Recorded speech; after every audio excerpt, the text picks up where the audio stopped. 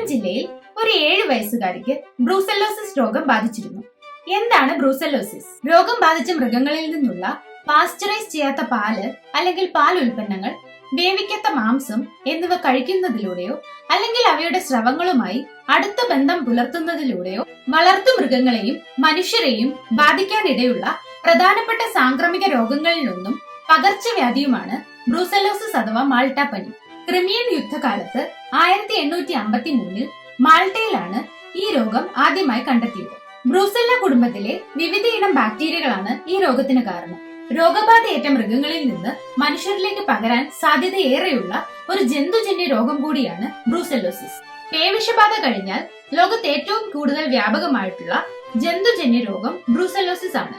സാധാരണയായി പശുക്കളെയാണ് ഈ രോഗം കൂടുതലായി ബാധിക്കാറുള്ളത്. പശുക്കളിൽ മാത്രമല്ല, ആടുകളെയും കുതിരകളെയും പന്നികളെയും തുടങ്ങി നായകളിൽ വരെ ബ്രൂസെല്ലോസിസ് രോഗം ബാധിക്കാം.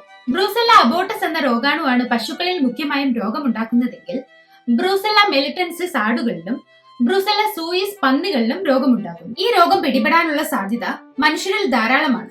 മൃഗങ്ങളുമായി സമ്പർക്കമുള്ള ക്ഷീരകർഷകർ, വെറ്റിനറി ഉദ്യോഗസ്ഥർ, അറവുശാലകളിൽ പണി ചെയ്യുന്നവർ, ലബോറട്ടറികളിൽ ജോലി ചെയ്യുന്നവർക്കൊക്കെ ഈ രോഗബാധയുണ്ടാകാൻ സാധ്യത വളരെ കൂടുതലാണ്. ശരിയായി വേവിക്കാത്ത മാംസം, തിളപ്പിക്കാത്ത പാൽ, പാസ്ചറൈസേഷൻ ചെയ്യാത്ത പാൽ ഉൽപ്പന്നങ്ങൾ മുതലായവ കഴിക്കുന്നതാണ് മൃഗങ്ങളുമായി സമ്പർക്കമില്ലാത്തവർക്ക് രോഗബാധ ഉണ്ടാക്കുന്നത്. രോഗബാധയേറ്റ മൃഗങ്ങളുടെ വിസർജ്യത്തിലൂടെയും ഗർഭം അലസിയതിന്റെ അവശിഷ്ടങ്ങളോ സ്രവങ്ങളോ അശ്രദ്ധമായി കൈകാര്യം ചെയ്യുന്നതും രോഗബാധയ്ക്ക് ഇടയാക്കും. ചർമ്മത്തിലെ മുറിവുകൾ, ശ്ലേഷ്മ സ്തരങ്ങൾ എന്നിവ വഴിയും രോഗാണു മനുഷ്യരിലും മൃഗങ്ങളിലും എത്തിപ്പെടാം.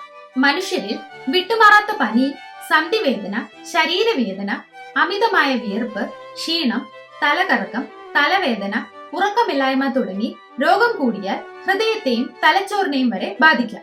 മൃഗങ്ങളിൽ ഗർഭമലസൽ, വന്ധ്യത, ഉൽപാദന പ്രത്യുൽപാദന ക്ഷമതക്കുറവ് തുടങ്ങിയവയാണ് ഈ രോഗത്തിന്റെ പ്രധാന ലക്ഷണങ്ങൾ. രോഗബാധിത മൃഗങ്ങളുടെ പാൽ, രക്തം, സ്രവങ്ങൾ എന്നിവ പരിശോധിച്ച് രോഗനിർണയം നടത്താം. രോഗബാധ സ്ഥിരീകരിക്കുന്ന പക്ഷം രോഗബാധയേറ്റ മൃഗങ്ങളെ ദയാവധത്തിന് വിധേയമാക്കുക എന്നതാണ് ഏറ്റവും ഉചിതവും രോഗബാധ തടയുന്നതിനുള്ള ഫലപ്രദവുമായ മാർഗം. ടെട്രാസൈക്ലിൻ, റിഫാംപിസിൻ, അമിനോഗ്ലൈക്കസൈഡുകളായ സ്ട്രെപ്റ്റോമൈസിൻ, ജെൻഡാമൈസിൻ തുടങ്ങിയ ആന്റിബയോട്ടിക്കുകൾ ബ്രൂസെല്ല ബാക്ടീരിയക്കെതിരെയുള്ള ചികിത്സയിൽ ഫലപ്രദമാണ്. ഈ രോഗത്തെ എങ്ങനെ പ്രതിരോധിക്കാമെന്ന് നോക്കാം. 1. നന്നായി തിളപ്പിച്ച പാലോ പാസ്ചറൈസ് ചെയ്ത പാലുൽപ്പന്നങ്ങളോ നന്നായി വേവിച്ച മാംസമോ ഉപയോഗിക്കാൻ ശ്രദ്ധിക്കണം. 2. രോഗസാധ്യത കൂടുതലുള്ള സ്ഥലങ്ങളിൽ ജോലി ചെയ്യുന്നവർ സംരക്ഷണ വസ്ത്രവും സാമഗ്രികളും ഉപയോഗിക്കണം. 3. കന്നുകാലികൾക്ക് ബ്രൂസെല്ലോസിസിനെതിരായ ഒറ്റത്തവണ പ്രതിരോധ കുത്തിവയ്പ്പുകൾ എടുക്കാൻ ശ്രദ്ധിക്കണം. 4. വളർത്തു മൃഗങ്ങളുടെ വിസർജ്യവും പ്രസവാനന്തര സ്രവങ്ങളും അവശിഷ്ടങ്ങളും കൈകാര്യം ചെയ്യുമ്പോൾ കയ്യുറ നിർബന്ധമായും ഉപയോഗിച്ചിരിക്കണം. 5.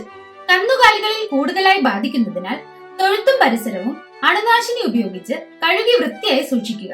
പലതരത്തിലുള്ള അസുഖങ്ങൾ പടർന്നു പിടിക്കുന്ന ഈ സാഹചര്യത്തിൽ എന്തെങ്കിലും ഒരു ലക്ഷണങ്ങൾ പ്രകടമായാൽ സ്വയം ചികിത്സയ്ക്ക് മുതിരാതെ എത്രയും പെട്ടെന്ന് വൈദ്യസഹായം തേടി രോഗനിർണയം നടത്താനും രോഗമുക്തി നേടാനും ശ്രദ്ധിക്കുക. മെഡിക്കൽ റിലേറ്റഡ് ആയിട്ടുള്ള കൂടുതൽ വിവരങ്ങൾക്ക് നമ്മുടെ ചാനൽ സബ്സ്ക്രൈബ് ചെയ്യണേ. അപ്പൊ നമുക്ക് അടുത്ത വീഡിയോയിൽ കാണാം.